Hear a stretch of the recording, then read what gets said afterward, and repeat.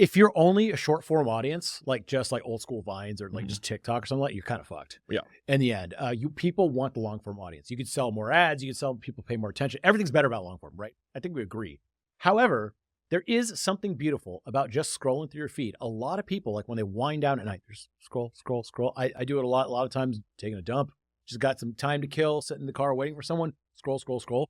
And you find out a lot of stuff. In fact, a lot of the short form things, I kind of prefer watching them sometimes rather than long form sometimes.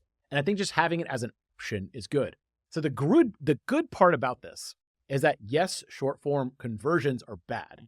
However, discoverability is high. Like the numbers are high. You get 1 million video views on a short form thing versus a long form 1 million views is very difficult, right? For sure. One every very few videos. I just think it's such a false sense of dopamine though. And it's like, I know people who have given up podcasting because their short form has pumped and then their businesses crumble, like things fail. Because it's like 1 million views I view as so unvaluable on short form. Yeah, it's very low intent. Yeah. But at the same... I would pay like I would rather have 10,000 long form view. I would rather have 1,000 audio plays than I would 10 million on a short form. Try to do this though. Try to name someone who has a lot of long-term videos, like all these people we said, Noah Kagan's videos, Sam Parr's video, Cody Sanchez's video, all these people. They all have high engagement for their long-form videos. They also have mega high engagement for their short form. Yeah. And I think the reason is we could take this whatever hours video, right, and cut it up into a bunch of short form. Yeah. Now, if you're just making a bunch of short form, you can't make it long form. It's really hard. For sure. You need to make like a compilation video. It just doesn't hit. Yeah. So that's why I think like if you do a lot of this or a lot of long form, then you have the opportunity to promote it further by using short form. 100%. And the way I think about short form when I work with people is basically like, this is just a reminder that you exist.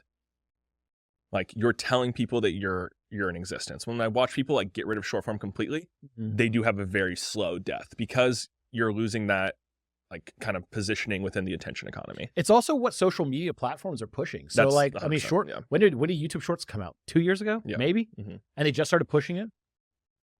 It wasn't that long ago. It was I remember because it was when Chris did the Goggins episode. We were in Vegas. That would have been like 22. You know what? At first I didn't understand short form video because I'm like, it's literally just a YouTube video but short. Like, what's the difference? But the thing is, it plays perfectly on our phones, and everyone has a phone, and it's easy to go whoop, whoop, whoop, whoop. So TikTok, full credit, they were the one who discovered this, right?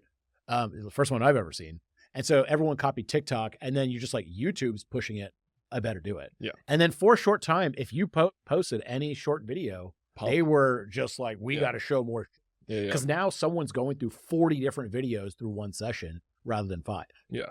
So I don't know, just kind of like it goes along with the technology. I think that like I have such a philosophical, so one thing that I'm really good at is I'm very good at being pragmatic to help people who like want to do their thing while like distancing like my personal philosophical views. But for since we're podcasting, like I just fucking hate that so much. Like the idea of seeing like 40 pieces or 100 pieces of content, it's like we've built this entire ecosystem that has no lightning rods to connect to, where you have basically anonymous creators, because you won't remember them, to an anonymous audience of millions of people who nobody ever knows or sees or has any interaction to, who is just being like sold to like basically the lowest bidder these advertisements that nobody converts on.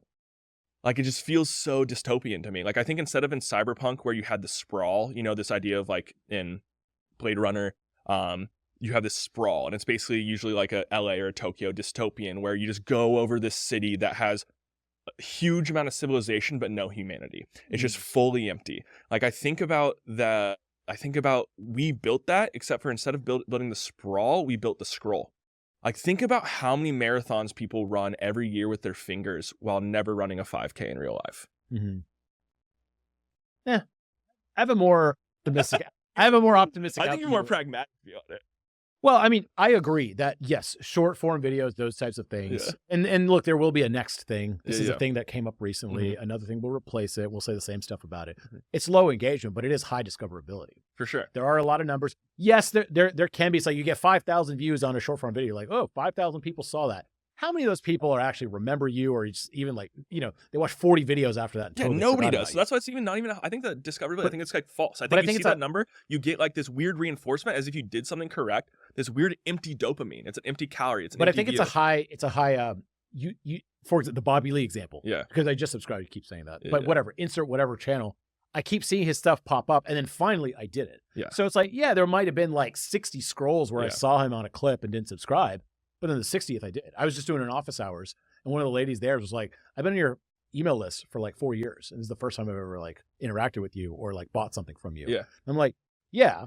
But at the same time, I had to do very little to keep you engaged. Yes. I was already making this content. You were just one of many that were on there. And so the model does work to a degree. But how many, do you think you've seen like 100,000 like short form pieces of content in your life? How many?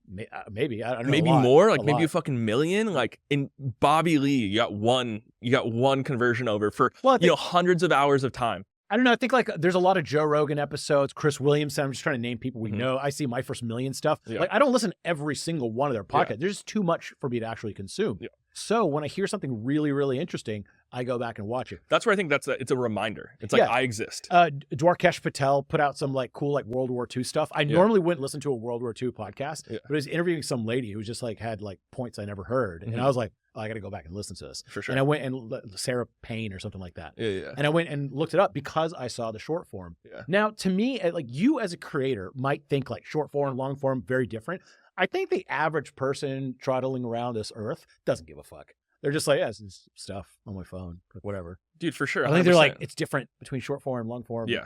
They're just like, oh, that's pretty cool. I saw this guy a bunch of times. I'll go check him out. Or you see this guy a bunch of times, like a comedian or something. Then you realize that he's coming to Cap City Comedy Club nearby you. You're like, hey, he's someone famous. And you go by. Yeah. So it's very difficult to track the customer journey. And this is a problem. Every business I've had back in the day, I was able to track where people came from, how long they stayed on the website, what their basic demographics were. Now, I have no goddamn clue. Yeah. Ask any company, and with the exception of places that are like they get all their stuff off only email or whatever, they have no idea where the people are coming from. It's like we need to get back to Net Promoter Score again.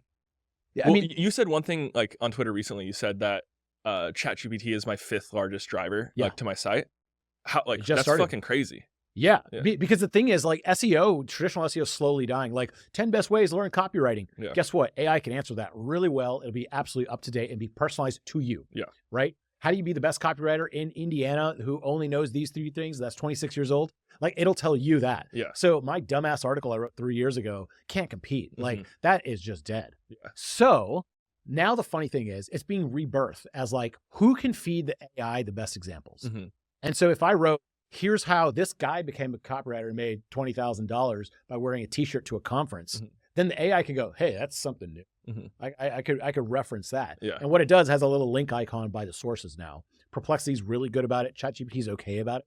And so they'll start referring you that traffic. Yeah. And the crazy thing is, when I look at the time spent on page for that traffic, it rivals like YouTube traffic. YouTube traffic, notoriously the best traffic of any source, in my opinion. Yeah. And so it's sending really good traffic and kind of telling people, if someone says like, who's good copywriter, says Neville Medhora, it's almost like selling me. Yeah. And so now ChatGPT, as of like 2 months ago, starting to creep up in my 5th place. Yeah. Have you thought about how to basically SEO ChatGPT? Like as in like get it to search you more, get it to like plug you more? Are you talking about the little tricks or are you talking about the overall strategy of it? Both. I think it's going to come down. Basically, SEO has always been the same. You put out a bunch of good content, hopefully people do it. Old school SEO was like, make sure the slug is titled correctly, see what people are searching and match that. Now computers have context of what you're talking about. They don't need all that shit. Yeah. You could call it nevillemedhora.com/ABCD and it'll know I'm talking about credit cards or something. Yeah. It gets it.